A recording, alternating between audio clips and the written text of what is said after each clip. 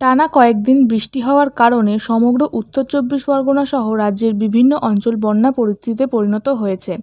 এই মতো অবস্থায় রাজ্যের মুখ্যমন্ত্রী মমতা বন্দ্যোপাধ্যায় বিভিন্ন জেলায় ছুটে গেছেন বন্যা কবলিত অসহায় মানুষদের কাছে। তিনি তার প্রশাসনিক কর্তাদের ও দলীয় কর্মীদের এই অসহায় মানুষদের পাশে দাঁড়ানোর নির্দেশ দিয়েছেন।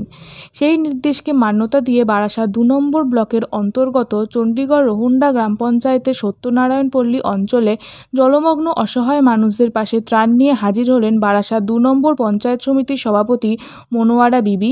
এছাড়াও উক্ত ত্রাণ শিবিরে উপস্থিত ছিলেন বারাসাত ২ নম্বর বিডিও অফিসের আধিকারিক বুলু দাস, উত্তর চব্বিশ পরগনা জেলা পরিষদের সদস্য মমতা সরকার, চণ্ডীগড় রোহুন্ডা গ্রাম পঞ্চায়েতের প্রধান মাসুমা বিবি ও বিশিষ্ট সমাজসেবী মতিয়ার রহমান সহ পঞ্চায়েত সমিতি ও বিডিও অফিসের বিভিন্ন আধিকারিকগণ। জলমগ্ন অঞ্চলে পৌঁছে অসহায় মানুষদের সাথে কথা বললেন ও তাদের সমস্যার কথা মন দিয়ে শুনলেন বারাসাত ২ নম্বর পঞ্চায়েত সমিতির সভাপতি মনোয়ারা বিবি। সাংবাদিকদের মুখোমুখি হয়ে মনোয়ারা বিবি বলেন, আমাদের রাজ্যের মুখ্যমন্ত্রী মমতা বন্দ্যোপাধ্যায়ের নির্দেশে আজ আমরা এই অঞ্চলের অসহায় মানুষদের পাশে সাহায্যের হাত বাড়াতে এসেছি।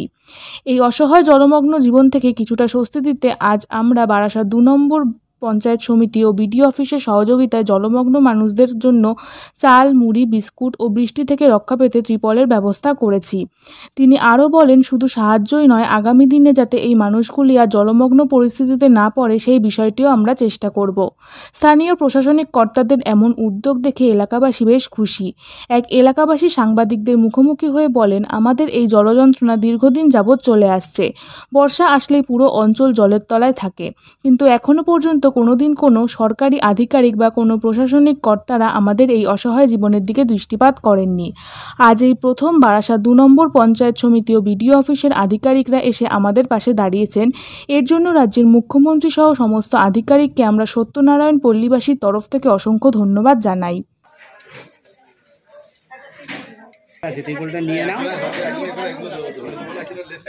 এগুলো ধরো না, একটু ধরে ওই অলোকের কারখানা পৌঁছে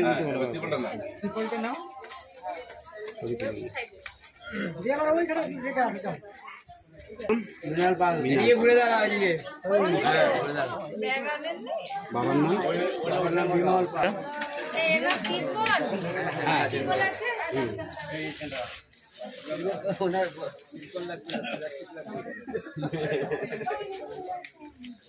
তোমার নামটা বলো তো বৌদি।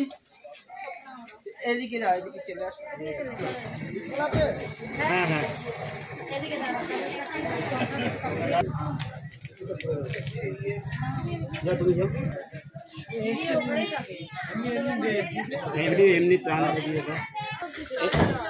এমনি ঘরের ভিতরেও জল, একদম ঘরের ভিতরেও জল ঢুকে গেছে ওই মাঠের মধ্যে।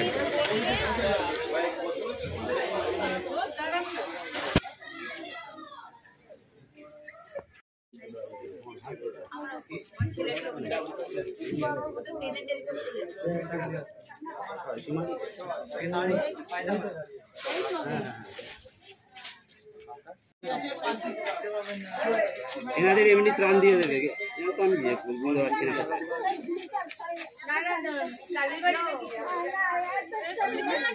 কোথায়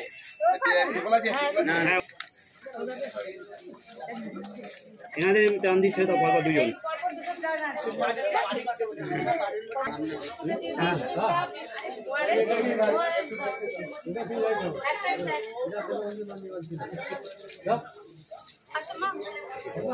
ভালো করে ছবি তুলো।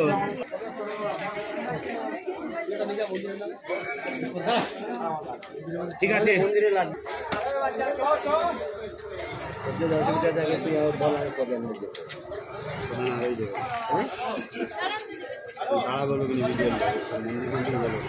একটা মন্দিরের জন্য তোমারটা নয় আমার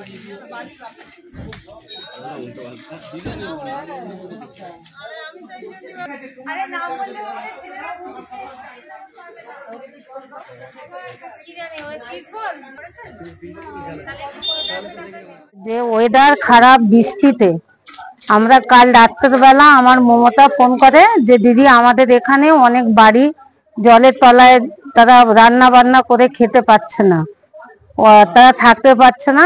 ওই জন্য আমি সেই রাত্রের বেলায় আমি বিডিও সাহেবকে ফোন করে সকালে ইনকোয়ারি করতে আসা হয়। তারপরে আবার আমরা এই বিকালবেলা এসেছি, এসে সেই যারা আর কি মানে অসহায় হয়ে আছে আজকের নীরব, তারা একদম মানে যে তারা জলের থেকে তারা বার হতে পারছে না, সেখানে আমরা এসেছি।